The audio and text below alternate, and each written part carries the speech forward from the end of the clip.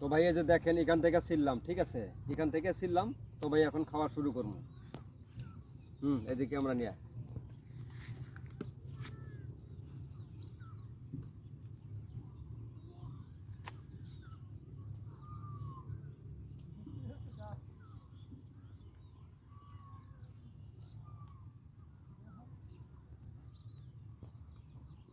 ভাই রে ভাই, সত্যি কথা বলতেছি ভাই, আসলে জানতাম না ভাই হাইব্রিড বতুয়া শাকের ফুল এত টেস্ট কে ভাই। এরকম লাগতেছে মনে হয় ভাই মৌমাছির মধুর শাক খাইতেছি ভাই। সত্যি কথা বলতেছি ভাই, অসাধারণ টেস্ট।